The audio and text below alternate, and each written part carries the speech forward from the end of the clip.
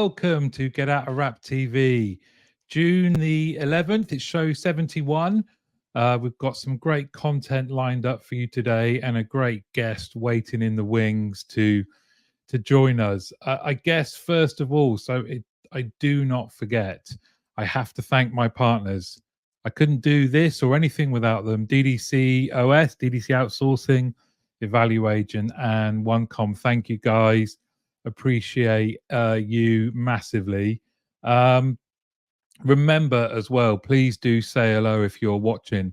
If your comments are not showing, I promise I'm not ignoring you. There seem to be the same people every week. You just have to refresh LinkedIn, or maybe one of you could copy and paste somebody that you see is not showing up, because I would hate to miss people out. So without further ado, let's say hello to each other in the comments. So my question here is, who is a great person to follow on LinkedIn? Let's help each other out.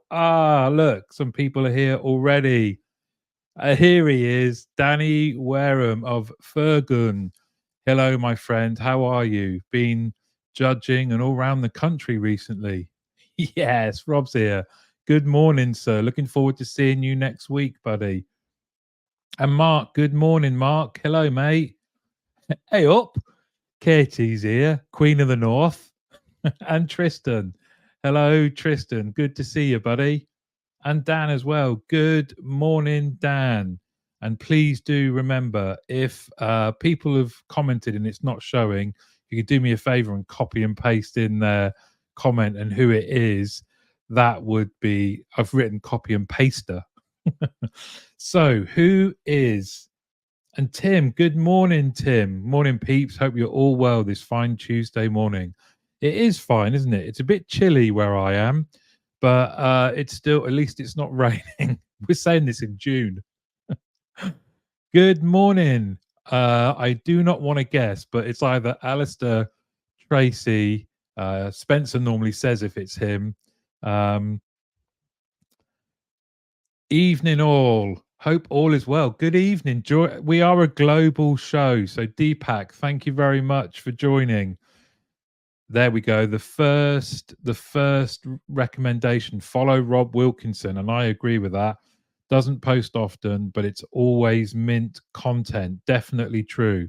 And Rob posts in the community, as does Danny. And they have some great stuff.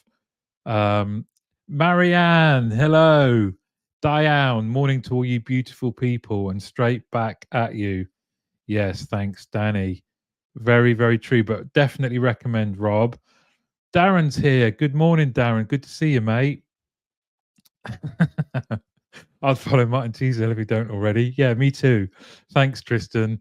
Amanda, good to see you. And I follow all of you, I think, but you would all be my recommendation. But Amanda, you've started to do some great content, so definitely recommend following you. And Darren is here. Darren doing some great things. Trust Fiber, Darren, right? Your content's great as well. Who would we follow? Who are the people that we might not be following that would be good? And talking of that, actually, Steve Sullivan is the person that I go to for all of my regulatory compliance, regulator updates. He has a great newsletter. His content is awesome, and he is a lovely chap. He gets a bit annoyed at me that we haven't met up for coffee, but I'm elusive. Connect Fiber. Thank you, Darren. You're doing some great things there. It's great to see what you're doing, and great content as well. So who would we follow? There's already been a few recommendations. I'd say it's an obvious one, but Neris Caulfield is an obvious must to follow. Yes, very true. Neris is so knowledgeable and entertaining. Steve is raging. He's raging. When he finds me, he's just going to rugby tackle me, pummel me to start with. So let's crack on, because we have such a busy show. My question to you all today is what subjects would you like to hear about on a webinar? And when you think about the webinars that are, oh, here we go. I agree with this as well, Darren. Matt Smallman shares good content. I've had Matt on the podcast. He's been commented on this show quite a few times. Yeah, definitely recommend Matt. And Rob, yeah, definitely recommend Steve Morel. We kind of, the read along is coming soon. So, yeah, Steve, also great content. And your colleague, Rob, at Evaluagent, Chris Mounts, he's always got good content. But what subjects would you like to hear about on a webinar? There's so many webinars out there. I'd love to gauge the opinion of you guys, and that could be you want to hear more of something that there's a lot of webinars about, or you want to hear something that doesn't feature too often on webinars. What are your thoughts? You know, we all have to, and I appreciate you giving up your time to come and watch this show. But whenever we agree to go to a webinar, we're giving up some of our time, and we want it to be good, right? So what are the subjects that make you go, oh, yes, yes, please, I'm going to watch that? And what are the subjects that might be missing? What do we think? What are some of the subjects that you would like to hear about on a webinar? So you're thinking, 60 minutes to sometimes 90. This isn't necessarily for me, by the way. I'm just really interested in what are the subjects out there that people are keen to talk about, that are keen to find out more about. What do you think? Got to get that in. Yes, Rob. Yeah, definitely a legend, and definitely Neris too. What are the subjects you would like to hear about on a webinar? And feel free to elaborate in terms of the format and who you would like on. Like I say, this isn't me trying to plan something from Get Out a Rap. I'm genuinely interested in what you think. Rob's, I wanted to say Danny Wareham, but he's already said me. I'm always going to suggest personality, psychology, and culture. Well, I would sign up for that straight away. Those are all things that are right up my street. And we don't see too many, certainly on personality and psychology. So Danny is kicking us off with a cracker. Dan also, I love this, creating a colleague centric and or customer centric culture in the workplace. Love that, Dan. There you go. Danny, there seems to be it's a gold rush. Marianne says culture and values. Now I know Marianne and the Verity Center, everything they do is based around their values. I know how important that is to you. Um, Hi Shiv. It's great to see you, mate. How you in particular help suggest other contact center industries? That would be a good one. Peter's here. G'day, Peter, mate. Um, How about Tristan says, how about the pros and cons of using AI to automate the QM scoring process? Lots of tech vendors talking about the benefits of this at the moment. Yes, that would be a good one. That would be a good one. Um, Sorry, let me. Ooh, not values. Do not get me on that soapbox this early in the session. Shiv has another one. Best practice on the customer experience industry. That's a cracker. Tim says creating CX excellence in the B2B world and how it differs from B2C. Oh, that's very interesting. The different challenges, etc., that come with it. That's cracking because I've saddled both worlds in my career, and there are some key differences. Here she is. Were your ears burning earlier, Neris? Hi, I'd love to hear from a few members of your team leaders about their pressures and passions. Thanks for the shout outs. I've not posted for months. I feel under pressure now. Neris, there is always rapping. One rap, that's you done for the year. So Pader says, Danny Wareham, do you not like having word soup and or nice graphics on the walls to promote company values? Having sat in a few leadership teams where we've been spending forever on how we do the values on the wall, I get what you mean, but I don't think that's what Marianne is talking about. Deepak says, demonstrating ROI of your contact center. Yeah, that would be great. There's still too many people that see them as cost centers, isn't it? Oh, Aman is here. Good morning. Oh, Aman, the person that you recommended for doing something on LGBTQ plus, I sent a connection request. If you could just ask them to get in touch so we can plan that, would be great. But it's great to see you.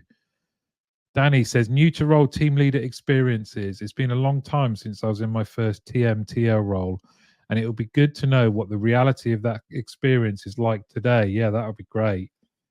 Hello, Harvey. Long time no see. I hope you're well. Oh, I love the emoji. Hello. How about stories from your team? Getting several people from the team to share perspectives. Yeah, that would be great. Pretty reception wall is always nice, but I'd rather know more about how you want me to behave. Yeah, I think the topic of the benefits of QA and the relationship with CX. Well, you're talking mine, Pete, Rob's language there, Aman.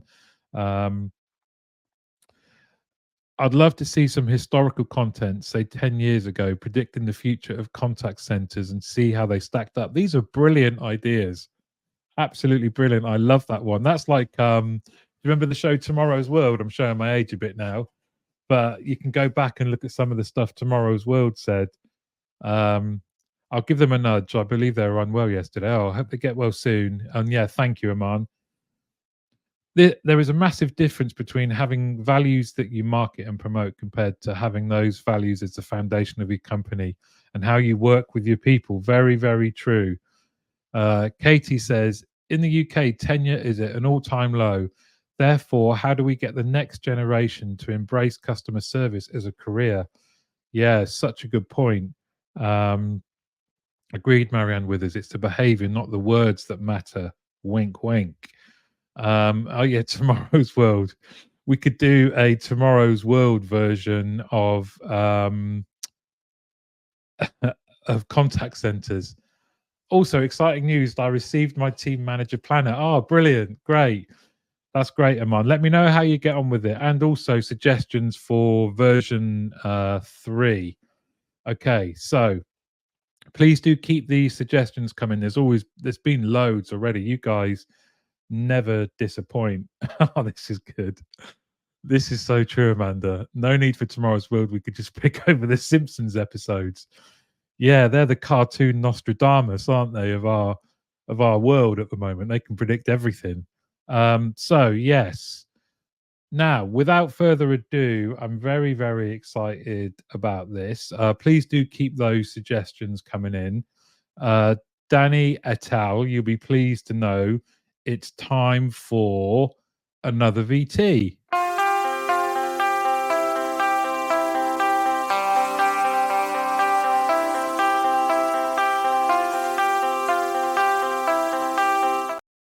It's GOOW X, and I'm very pleased to welcome into the studio Morris. Hello, sir. Good morning, everybody. Good afternoon and good evening for those around the world. Morris, thank you so much for agreeing to do this. We're very, very lucky.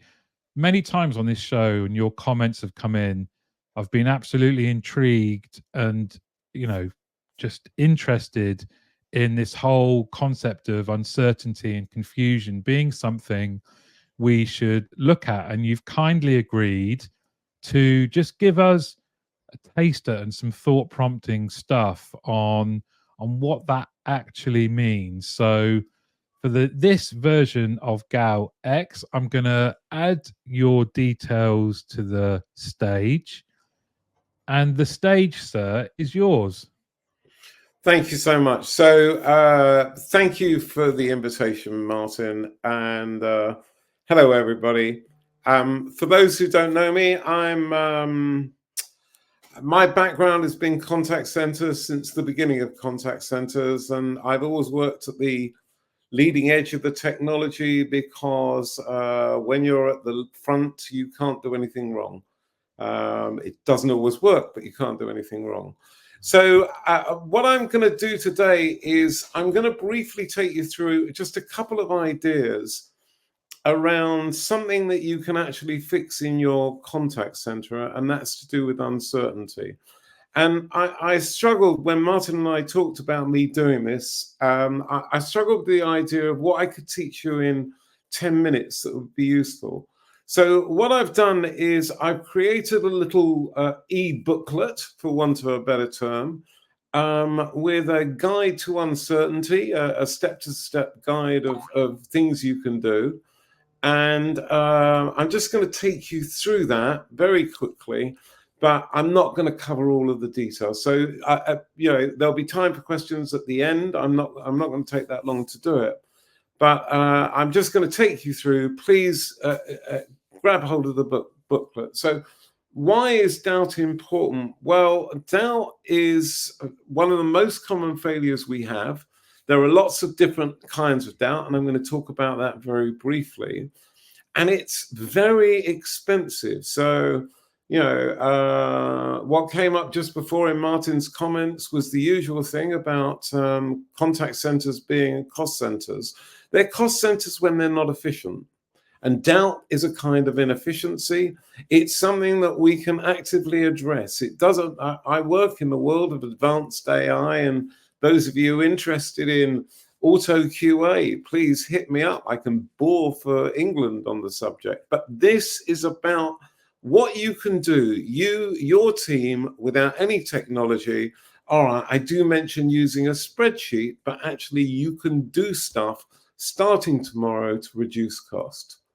So doubt is a series of things, and those series of things are really made up of behaviors, contexts, emotions, habits, and what you're gonna want to do is just to start to notice these different things happening in the conversations you're listening to in QA or when you're doing your training reviews, and identifying the things that you can do to improve them. You see, I did a study at work of 10 million interactions. And basically, when confusion, when doubt, when hesitation, when all of these things happen, what you see is a 50% increase in average handling time. And that 50% increase in average handling time, it has a huge cost impact. In addition to that, not only does it have a direct cost impact on your fixed cost, but also people will call back because they're not sure that they got the right information. In addition to that, no one wants to be made to feel stupid. And if I feel stupid after I've had a phone call with you, then probably I'm not going to phone you back again. Yeah, confusion is a silent customer relationship killer. It will end your customer life cycle. If you make me feel stupid, I'm not coming back. Ask several of my employers over the years. Boom, boom. Anyway, the other thing is, of course, that agent productivity. If you're sitting there going, and the customer's sitting there going, and the customer asks you a lot of inane questions, you're not really being very efficient. And so, to summarize, doubt, confusion, hesitation, these things are a major concern.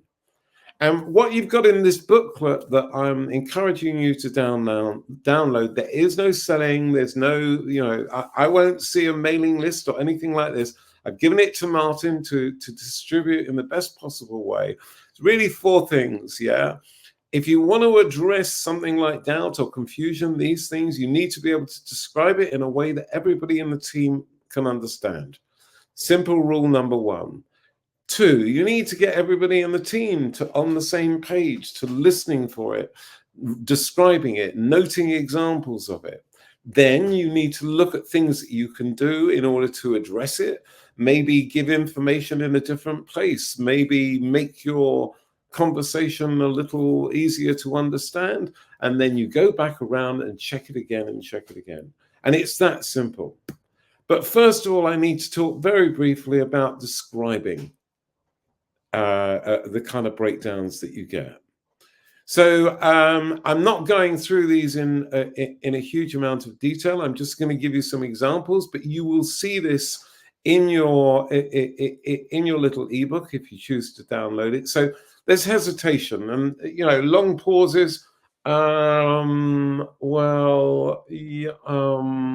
Okay, that's, you know, that's a few seconds, but if that's repeated 10,000 times in a week, then those few seconds are costing you time. But there's also not just the time, there's the other impacts of that. It's what you're hearing is the customer experience dissolving, the trust dissolving because we're not communicating. Repetition is a great example. People will repeat things that they're uncertain about. People will want you to reinforce the fact, yes, when we said it was free, we meant it was free. Irrelevant questions. If someone's asking you the wrong question at this point in the relationship, there's something not quite right. People may be having difficulty making the big decision. Can you break that decision down? Misunderstandings, incoherence, frustration, irritation. When I don't understand things, I get cross. Say 25% of people when interviewed about this kind of stuff.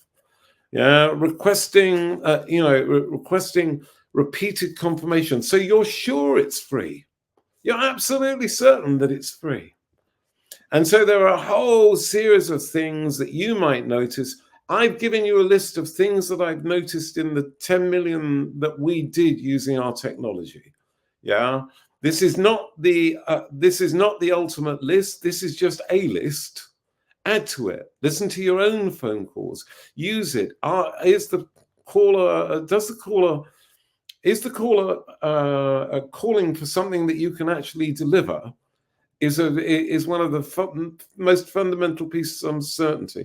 I'd like to book an appointment for you to come and fit my carpet. Well, you can't do that because we haven't measured it up and you haven't ordered it yet. Is it the right conversation at the right time? It's the silly stuff. Notice it. Pay attention. Is the right context there? Find out what's going on and listen carefully. So you'll find a load of tips in the little ebook. And just to conclude very quickly, everybody needs to play, from your agents through to your team leaders, through to the QA capability, through to compliance. Listen out for those behaviors. Put them into some kind of spreadsheet. Just make a note of them. Find the reference points in the particular conversation so everybody's got that same language. Everybody understands the same thing. Finally, look at where those confusions, where those hesitations, where those things happen, and see if there's something you can do. I'm now going to put you through to an agent. It would be handy if you had your account number and a pen and paper ready. Maybe that's all you need to do to reduce 5 seconds off 1 million calls. But have that conversation internally that goes, here's something we notice. This is where it occurs. This is why we think there's the problem. And this is what we can do to fix it. There's no magic in understanding customer experience. There's no wonderful, 5 great rules to do it. It's about noticing what's real and then actioning that. If you're asking me the wrong question at the wrong time, that's our fault. We've put you on the wrong path. Now, what can we do to fix that? What can we do to separate information down, making it easy for people to understand? So finally, set yourself some targets. Once you know what you're doing, then see if next month things get better. I've done confusion analysis and some quick training for one organization, and we got a 5% bump from spending 5 minutes just getting people to ask questions in a slightly different order. Just noticing where people are confused and why they're confused. Maybe it's because it is the wrong question at the wrong time. There's lots you can fix with confusion. It's got real meat in terms of cost, and make this into a continuous process. It's time you started analyzing behavior, uncertainty, emotions. These things have real value. And I'm not talking about the popcorn of public sentiment, the nice words versus the nasty words. I'm talking about understanding if someone gets frustrated or nervous at this point, it's costing you money. You need to demand more of your suppliers, but you also need to demand more of yourself in terms of listening to the calls and getting into the details. Listen, for me, this has been fantastic fun. I'd like to thank everybody for their attention and time. And of course, Martin, you're an absolute legend. Much appreciated. So thank you very much. I hope I haven't overstayed. You absolutely haven't. And we've talked about this a couple of times. Thank you so much for this kind of piquing our interest and giving us something to really think about. And I absolutely recommend people getting this ebook that Morris put together. I've got a couple of questions, if that's okay, Morris. I'm here all night. Well, not literally. Here we go. Let me just pick up this comment here. Fabulous, great practical approach. That time flew. Thanks, Danny. And I really do think as well. I can't help but think I wish when I was running contact centers and then moved into QA that I knew about this, because I'm just thinking, would you recommend that you take maybe part of your QA team, and whether that's an actual QA team or some of your team leaders, and said, look, to mix things up a bit, instead of going through our standard scorecard, we devise a scorecard that captures some of those headings that you said make up uncertainty and confusion, like hesitation, repetition, some of those asking out of context questions. And just to identify, you showed an Excel there where, based on your own research, the amount of hesitations, I think it was something like 5,000. Would you recommend that that's something that people do, that they go, right, let's have a look at this, let's just see what is out there based on that criteria? Absolutely. So in the example I showed, hesitation occurred because it was designed in. They asked the wrong question at the beginning. They asked the question, how can I help you today? And although that sounds like the right question, if I don't know how to describe what I want in relation to how you might understand it and fix it for me, what you've got is the road to hell. What you've got is the road to confusion. So by just changing the questions slightly, this is where the 5 minutes training came in, I could guide the customer into a better version of that question of how can we help, without taking away any of the friendliness and without making it into more of a script. But really what I would say is I analyze huge volumes of interactions, because I work with technology that allows me to simply plug in a flag and say, I want to hear confusion, I want to hear hesitation, I want to hear repetition. It identifies this stuff. And so I'm able to see that this stuff has real cost impact. 50% is an average across the various different interactions that we looked at. Where it occurred, it added 50% to the cost, and that's real meat. Mm-hmm. And the other thing is, we're an embattled species, we call center types. Having a victory, doing something practical that everybody understands. I mean, that was the basis of all of my work historically, trying to do simple things that everybody understands. Mm. Yeah. I love it. Let's just pick up another couple of awesome, a sensible fact-based approach that could be implemented immediately. And I don't know if, thank you, Rob. And I don't know if you saw this, Morris. Great insight, Morris. Enjoyed that. Lots of takeaways from Tim. Thank you, guys. So, Morris, absolutely brilliant. And like I say, you kindly have given me the ebook, but I recommend for people that want to know more, get in touch with you. I'll share the details in the newsletter as well. This recording's obviously going to be on LinkedIn and YouTube, but this is just the tip of the iceberg. I know we spent a good couple of hours talking about this, and what I love is, as people have picked up on, it's practical. As you said, it can give contact centers wins. And I just think it's a really nice way of evidencing something that is sometimes a bit nebulous, like customer experience. We've all picked at some of those measures in the past on this show.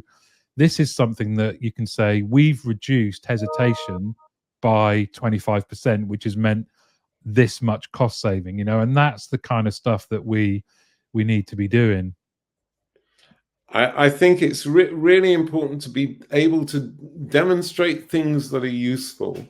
The only thing I would say is, of course, I was one of the first customer experience managers in banking. I was Lloyd's Bank's first customer experience manager. And people used to say to me, all that customer experience stuff is woolly. I've never found it to be so. Yeah. There is a wow effect, and that can cost money, and it will work or it doesn't work. But the business case around customer experience is a pound, shillings, and pence. Is it is a dollar and cents thing. It's there is no magic in the business case, but anyway, it's been absolutely fabulous. And well, let me just show you a few more. Let me just show you a few more comments, Morris. Simple yet things that have probably flew under the radar when looking at the other AHT. Sore thumb sticking out, says Dan. Rob says, "Who should we follow?" You ask. Morris Pentel. Very, very true. Andrew says, "Thank you, Morris. Really enjoyed it." Aman says, "I've already sent a connection request, Morris. I would love to speak to you more about the whole subject. Thank you for your insight." And Morris Pentel, how do we contend with sentiment or pauses or uncertainty with dealing with centers in different parts of the world? So that's a really good question. The short answer is I now cheat. We have AI technology, and it detects behaviors. So I've recently been working on a thing where I was listening to the platform which flagged sadness in Chinese and in Turkish for me to analyze. Otherwise, the cultural thing is something that you have to adjust to. And I'm a highly skilled conversation analyst in English, but without tools, I wouldn't think that even with translation, I could analyze different cultures and languages. So you do need local language expertise, but study Liz Stokoe, study talk, study conversation analytics. And some of you were talking earlier about previous predictions and whether or not they would stand up. Look at some of my old ones where I talk about the early days of customer experience. The rules are still the same. It's all about the detail, small detail. And yes. Thank you for that question, Deepak. And Darren says, "Thanks for this. Really straightforward and practical advice. Loved it." So, Morris, thank you so much for doing this. And I know that you are happy to do a longer session. And it seems like from the questions, that would be something that people would love. If people download the little ebook from you, and if they'd like to have a session to go through it in more detail, I'm more than happy to do it. Let me just pick up one more question. Hey, Spencer, good to see you. Morris, what are your thoughts on AI? They're many and complex. I have a complex relationship with AI. from on one hand being extremely concerned about the impact it's having on the environment and the unfettered use of it, which is a real practical thing. But also, people came up with questions earlier about automated QA. And I work with AI to do automated QA. I work with AI to detect vulnerable customers at a level that has never existed before. So on the one hand, I'm extremely concerned about some uses of it. But on the other hand, I'd like our technology, or, not the company I work for, but this technology that can detect vulnerable customers, I'd like that to be a legal standard. So, I'm at both ends of the spectrum, and in the middle, I hate the commercial use of it because I am so tired of being people's product. Morris, Which it's is why I'm always not wearing any insightful. logos. It's always insightful. I just made that up. It's always insightful and entertaining to talk to you. Thank you so much, my friend. Thank you for a great show, and I love the show. It's one of the few things I make the time to see every month. Thank you very much. Thanks, Morris. And Peter, yeah, good point. Talk is a great book recommendation. That's by Elizabeth Stokoe. I also recommend that. Me and Pete have chatted about that before, and I've just realised. I'm sorry, Spencer, I missed your earlier comment. When it comes to behaviour and emotions, some instances have highlighted a lack of training for customer service representatives to communicate efficiently with deaf callers using third-party interpreters. Whenever I call, I am frequently placed on hold to get managerial approval before connecting with a third-party interpreter. It appears that the call system should undergo a comprehensive accessibility assessment to accommodate all callers. Maybe Morris can answer this. Spencer, I am a huge advocate of your work and shining a light on that key part of our population that is deaf, and your insight into some of the trials and tribulations that you have to go through, and anyone with hearing difficulty is a frequent and necessary reminder to us all that we really need to consider this. So Morris would be, I know, more than happy to carry on talking to you about this key critical area. And thank you very much for bringing it up. So I think we probably don't have time to go through the read along, I'm afraid, but I'm sure you'll agree that that was well worth it. If you have any other people that you think would make a good GOW X guest, one day this will be on the stage, much like TEDx. But if maybe you want to do one as well, or you know someone, please do just get in touch. If you would like this, it's 20-page ebook. You can contact Morris directly, or you can contact me. I'm more than happy to provide it. And Morris says, I would recommend following Spencer. Yes, so would I.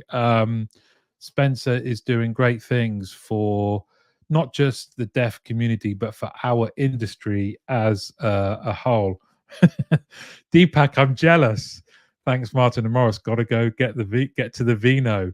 Enjoy, my friend. Red or white? Everyone that knows me, I think, knows my preference. Much like the color of my hay fever riddled nose.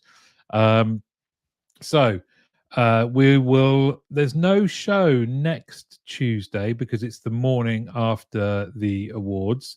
That isn't because I'm going to be hungover. It is my daughter Melody's 18th birthday on the Tuesday, so I will be off work. For those of you going to the CCMA Awards on the Monday night, I do hope to see you. I will be doing some recording, so please do come along and say hello, and we can get you on a podcast.